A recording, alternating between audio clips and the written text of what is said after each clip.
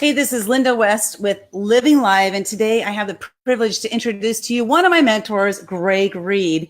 Now, if you are an author or you're wanting to become an author, I want you to share this video out with people that you know. So just go and click on that share button and share it out. If you know somebody who's going to write a book, go ahead and tag them so that they know that they can watch this. Because what we're going to talk about today, Greg, is, people talk about writing a book, but what about how do you leverage that book? What do you do after that book is out there? So that's one of the things we really want to cover today. Okay. As my mentor, Greg has written, I don't know, maybe a little over 10 books, maybe 20, 30, 40. I don't know. How many books have you written? I've been published in 76 books in 45 languages. And that means either I've written a foreword, someone's interviewed me for, I've authored, co-authored, I've been part of one of those projects. And, it's so interesting. I think there's only 3 reasons really you even write a book. Okay. 1, it's for ego. You want to get your story out. You want to leave a legacy so your grandkids know you did something cool. Okay. 2, use it for leverage. So let's say you're a real estate agent and you want to do a multi-co-author book or something of that nature that uses a leverage tool to show your expertise in action.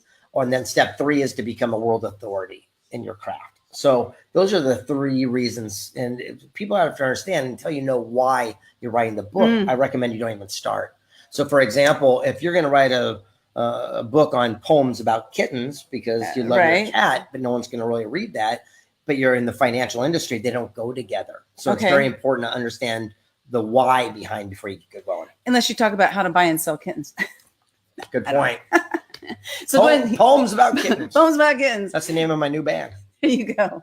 Do you play an instrument? No, I don't. Okay. Well, you might want to learn an instrument before you get a band. Okay. So if you want to find out a little bit more about Greg Reid, please go to gregreid.com. It's up on the screen. He does all kinds of things. Like he's, not only a best-selling author, he's an international motivational speaker. He, okay. Yes. So let's just ask questions about ask questions about this. There you go. Okay, so I brought out a couple of books here because they're very important to this topic that we're talking about, leveraging your book. So your very first book was a collaborative book. That's right. Called Walking with the Wise. So tell us about that. So this was one of these opportunities that a woman named Linda Forsyth was putting together this project. It was through Mentors Magazine.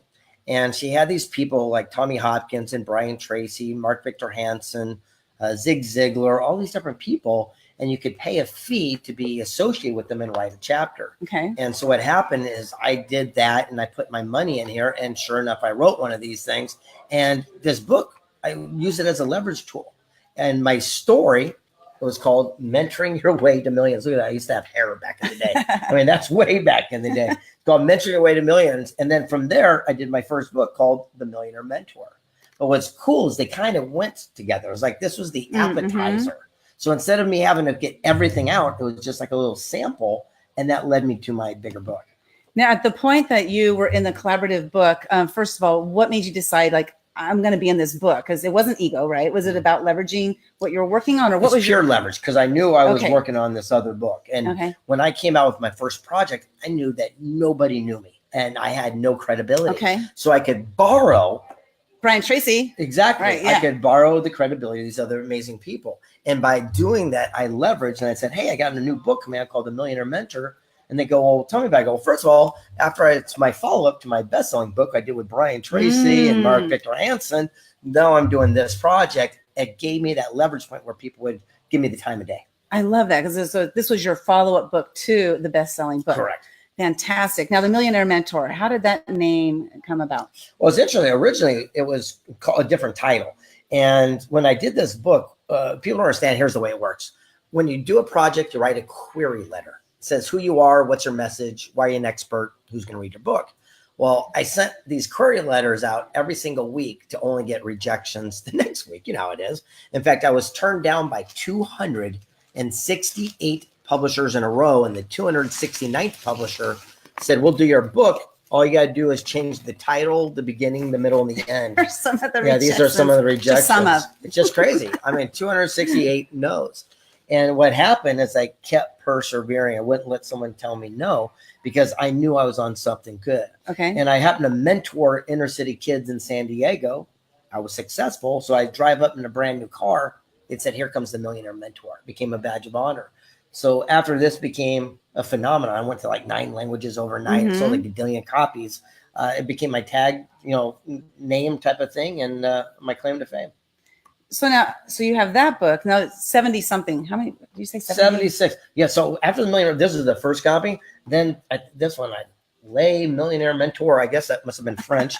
This one, I have no idea. Anyone knows what language this thing is, let me know. And then it just kept going on and on and on. That's kind of the way it is.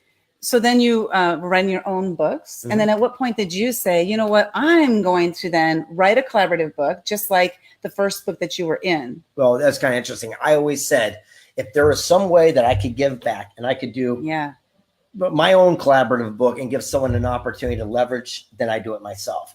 And I started with one, I think it's called Initiative. And from there, it kept growing and growing and growing. And you and I did one last year called Footsteps of the Fearless. Yes. And it's really neat because the whole idea is, again, everyone else can leverage the opportunity. And now you're doing your own collaborative book, right? Right. And look at us passing it on here. Exactly. Passing it on. And then from Footsteps of the Fearless, I wrote my book, which was The Year of Fears. So that was like my initiation point, was being a collaborative book and then writing The Year of Fears. And then now I'm doing the same thing where I'm starting a collaborative book, right? That's right. 13 lessons from action takers who changed the world. And Greg's going to be in the book. And I have, the creator of the Make-A-Wish Foundation, Frank Shankwitz, in there. And then we have founder of UGG Boots is going to be in there, Brian Smith. So we have some really amazing people in that. So things, if you're interested in that, let me know. But now this book. But wait, let's go back to that. Okay. But here's the deal. If it's just the ego, right, and to put, write a chapter in that book is one thing. And that's cool because it's really neat because you get to pass it on. But here's the real powerful thing. Again, if you're a real estate agent, and let's just say hypothetically, you were an expert on doing a deal that's good, where it's a win-win, and you really want to focus on changing the industry. Well, again, in that book, imagine writing your chapter about, called something like The Ultimate Win, where everybody succeeds. And then your chapter is based on how you can do relationships today where no one has to lose. Now, imagine later on when you're selling a property and say, hey, I'd like to list your house. And they go, well, why should I give it to you when there's so many other agents?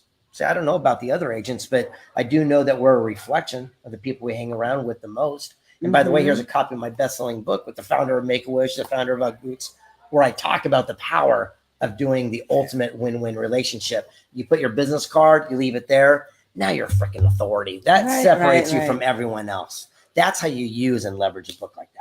I love that. It's so brilliant, right? So think about it. Like, what are you doing in your industry that you can, write a book or be in a book that can help leverage what it is you do, get that upper hand, right? Because instead of just handing out business cards like everybody else, you're handing out something that's tangible and something that might change their life. And not only that, you can also get the reverse stabbing motion.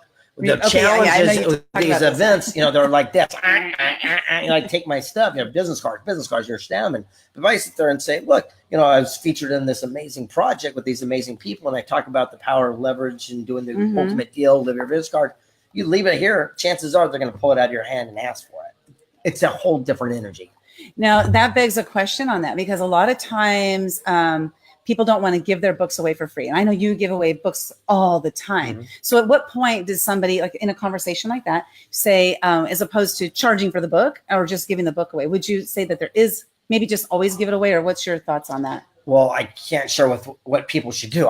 That's what I do. So other people want to sell their book. I like to use it as a lead gen. I just think it's the ultimate business card, because at the end of the day, people always say, why is it I give away so many books? They didn't sell so good. So the whole idea is I buy so many as the author in trade that wherever I go, I can give out a book. And I notice that people tend to throw away a business card, but they'll put that somewhere on their shelf, whether they read it or not. I'm still in their house. And what's kind of cool, there's that little attachment. Okay. Well, that's cool. I love that, because I do have. So we're going to go to this next book, which is 3 Feet from Gold. Now, 3 Feet from Gold is celebrating its 10th year anniversary coming up. That's right. With Sharon Lechter. And this book, so this is what happened, is I met Greg 4 years ago, and it was at a vision board seminar, and he spoke and he was giving away books. Now, I'd never seen him before. I didn't know he gave away books. Holy smokes. Tomorrow is the 10-year anniversary. Oh my God. This book literally changed my life. Wow, that is a trip. I just realized. That is so cool. I had no idea that, by the way. Woo-hoo. I know we were celebrating because it's been about that time, but actually 10 years ago tomorrow, when we did the release event, and everyone came out for it. We were standing room only. It was this amazing event up at the Grove. We had the founder of Remax, Tony Robbins, even did a video stream in. We had all the most amazing thought leaders in one place at one time. Oh, that's so fantastic. A year ago tomorrow. No, 10 years ago. I said a year. Yeah, 10 years ago tomorrow. So, but here's what happened, you guys. This is what was so cool. So he's talking about, leveraging his books, right? So what he does is when he speaks on stage, he always brings a bunch of books. And I didn't know this. And this was the book that I happened to win. I raised my hand and I said, I want that book. I took the book home and I read it. I think I read it in 2 days, which for me is a record because I'm a slow reader. And this book had so much gold in it. And it's called 3 Feet from Gold for a reason, that it really put me on a path to what I'm doing now. That's awesome. It is. And then what's cool is that I also bought a ticket to Secret Knock at that Vision Board seminar. And that was the event. That turned it all around. It really was, just really cool. So here's the thing is he took the book and he leveraged it by putting it in my hand without realizing what was going to happen. I didn't know what was going to happen. He didn't know what was going to happen, but he put it in my hand. And so he used the book as a leverage point. Okay. And it's kind of interesting because now that you say that, and again, we've never even had this conversation.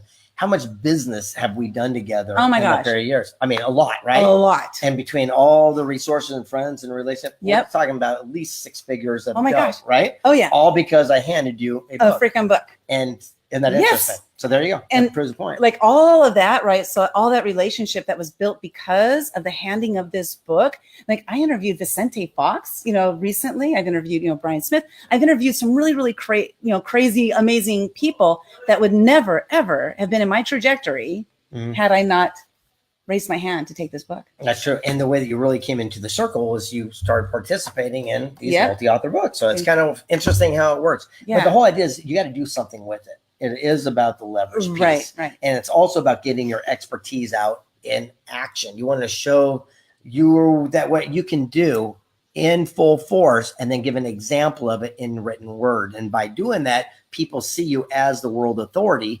Remember, the first part of authority is author. Yes. Right. So Yes. the whole idea is to make sure you become an authority by becoming an author. And what's really beautiful is you don't have to write very good. I mean, you can hire a ghostwriter, Exactly. copy editor, especially to do your chapter. You even go to Upwork, have someone help you write it. There's amazing ways to do it.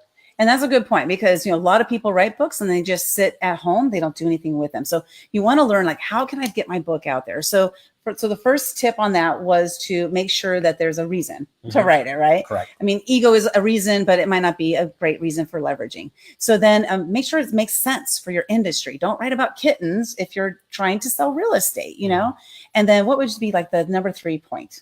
Well, again, it's about putting it in as many people's hands as possible and using it as a leverage tool to show your expertise in action. Again, if I got this great book and I'm in here and I've got these great words of wisdom, but I put them in my closet or my trunk, it doesn't really help me. So the more that you can give them out, the better. So even my neighborhood, when I moved in here, I took a copy of this book and I hand wrote a note and I left one on every single neighbor's front porch. And all of a sudden they would come out of the house every time they'd see me taking out the trash cans going, hey, thanks a lot for that book. And it was a conversation starter. Now I know all my neighbors were all friends because I use it to literally open the door. That's so awesome. That's so awesome. Now you type action in the comments below and then my messenger bot will send you. Are we getting any questions or anything? Oh, Hey, let me look over there. if anyone has any questions, by the way, this If would you be have any the time questions, to this is the ask. time to ask. At any time. Let's see. No questions. I should open that up with telling people they can ask questions. I think the big thing is everyone wants to know how I get to keep this little goatee looking so good, right? That's it. That's exactly it. So here's the thing. One of the greatest messages from this book, 3 Feet from Gold, is I interviewed the guy who created string theory, John Schwartz. And he gave us the greatest little words of wisdom. He said, successful people seek counsel where failures listen to opinion. And I said, what's the difference? He goes, well, opinion is based on ignorance, lack of knowledge, and experience, where counsel is based on wisdom, knowledge, mentorship. He goes, if you go to a family friend who's never written a book, they're going to talk you out of it because they've never done it. But if you go to Mark Victor Hansen, who wrote Chicken Soup for the Soul, he'll say, sit down. Before you get started, here's what you need to know, and give you counsel based on wisdom, knowledge, mentorship. Well, John Schwartz said, if we would spend our activity only seeking counsel and ignoring people's opinion, that's the day your life would change. The big question is, where are we getting our information from? Who are you doing a book project with? If you're going to do with one, somebody, you might as well do with someone who's already had successful actions, have already seen it in motion, already made it a bestseller, so they can duplicate it for themselves. Exactly. So type action below if you're interested in finding out a little bit more about the collaborative book, how you can be part of it. And, Greg, I really love like your energy. And, you know, I've been with you for 4 years now. I feel like we're doing an infomercial for multi-author books right now. Step right in. If you act now, right. You know, one of my greatest things about infomercials? What's The that? first thing they do is they teach you whatever you're going to buy folds up neatly to go underneath your bed. Yeah. That's where it's going to go. You know? It's so that's funny right. how it works. That's right. Everything does that. So you guys have a great day. If you have any questions, go ahead and pop them in the comments below, and then we'll get back to them later. And have a great day. Thanks so much, Greg. I really appreciate it. Leverage. Leverage. Bye-bye now. That's right.